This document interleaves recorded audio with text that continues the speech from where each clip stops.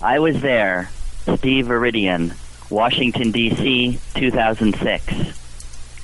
After a long night's drive, Wisconsin adapters were relaxing in the courtyard and lobby of the Holiday Inn Capitol. As we sat around waiting to get our luggage up to the rooms, my mind inevitably wandered to the coming action.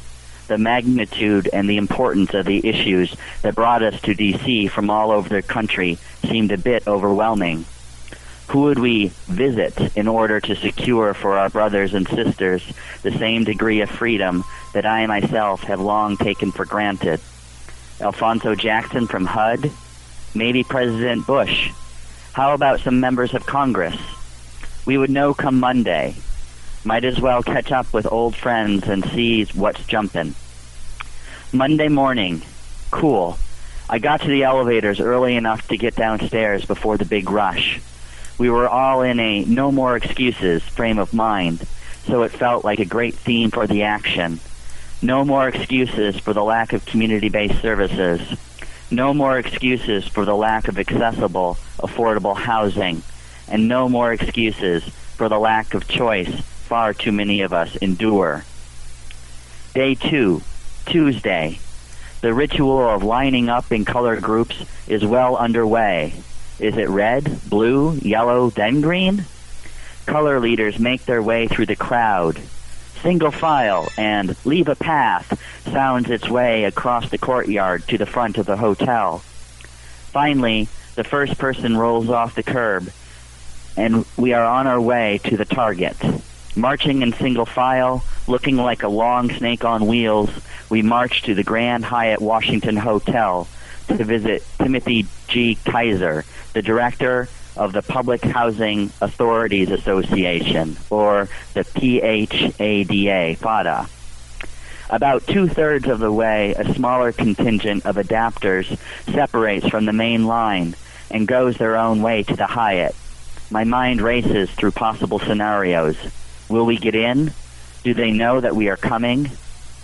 I see the open garage entrance, and silently we roll in and through a short hallway into the spacious hotel lobby.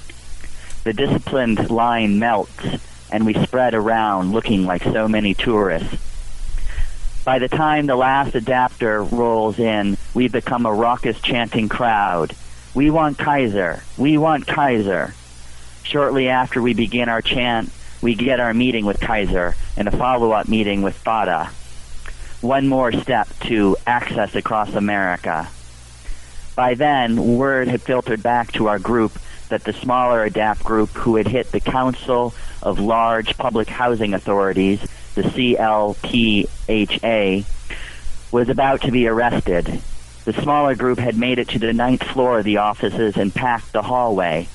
The unhappy CLPHA staffers refused to contact the director and let him know that ADAPT members wished to speak to him. Not to be outsmarted, the group contacted a member back home who was able to get the phone number for the board president, Sandra E. Henriquez. Mrs. Henriquez agreed to an October 4th meeting with ADAPT. These meetings were an important step toward freedom for many people in nursing homes, as the housing authorities have the ability to target portions of their vouchers to people moving out of institutions. After rounding up everyone at the hotel, we linked up with a smaller group at the National Mall to head back to the hotel. Day 3, Wednesday. Morning lineup ritual completed, we marched off to the lobby of another hotel. I really like those big hotel lobbies. Chanting really echoes nice. This time we go to the Capitol Hilton, where the American Associations of Health Plans, the AAHP, and the America's Health Insurance Plans, AHIP, are holding their national conference. Managed care is rapidly moving into many states, our home state, Wisconsin, being one of them. For better or worse, that is the reality for many people. So, ADAPT was going to make sure that we got the jump on that aspect of service provision. Many folks in managed care states have major concerns with medical models and losing any choice they may have within the long-term care system. Our goal is to make sure that collectively the managed care associations and the providers they represent commit to principles of choice and control and work with ADAPT to make the goal a reality. ADAPT's message came through loud and clear in the form of several, quote, cows roaming through the crowd while we chanted, "We're not cash cows." The amount of noise echoing through the lobby is amazing as we wait for representatives from the associations to talk to us regarding our demands. Before long, arrangements are made and approximately 10 members of ADAPT meet with association representatives to talk a bit and schedule follow-up meetings. Once again, we have experienced victory early in the day and marched back to the hotel to celebrate. Day 4, Thursday. We line folks up and march to the towering cement fortress that is the U.S. Housing and Urban Development, or HUD, in what is becoming a drenching rain. Before those at the tail end of the line can assume positions at the doors, a delegation of HUD representatives have already escorted Barb Toomer from Utah and a delegation of ADAPT representatives to the inner sanctum and are negotiating our demands. Foremost on our minds was a letter to the public housing authorities that Alphonso Jackson had promised to send, urging PHAs to make institutionalized people a priority for receiving vouchers.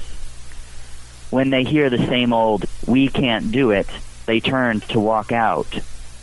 Realizing what they will bring upon themselves, they rapidly change their minds. At least that's what I think. Apparently, they did not want to see how we would react to the unwelcome news that Jackson could not take the time to write a letter. One of the negotiators, Jose Lara, said they went, No, wait, we can deliver the letter." After the change of heart, the deputy secretary came out to announce to the crowd that the letter would be there by November 1st. After a quick lunch of ADAPT burgers, we march off to our next destination. The Republican Party headquarters isn't really all that big, but the trick will be to get into it. Bruce Nelson from Rochester dresses unusually for the day. No sign of ADAPT anywhere on him. He arrives at the headquarters and wanders around inside shortly before ADAPT turns the corner and heads for the building.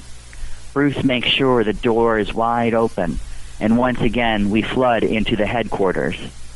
As it is filling, we circle around to the back, making sure we control the garage and back doors.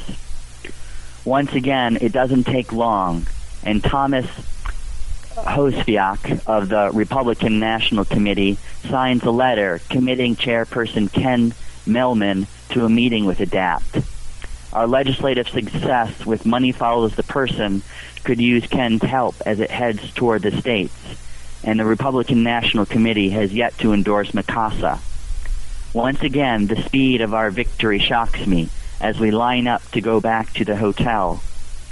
Knowing this will be the last action of the visit, I feel a bit deflated, but the rain has finally stopped. I'm going back to the hotel to have a drink with my longtime friends, and we will live to fight another day. Do I believe all the promises that have been made will be kept? Well, let's just say I think we'll be coming back to D.C. again sometime soon.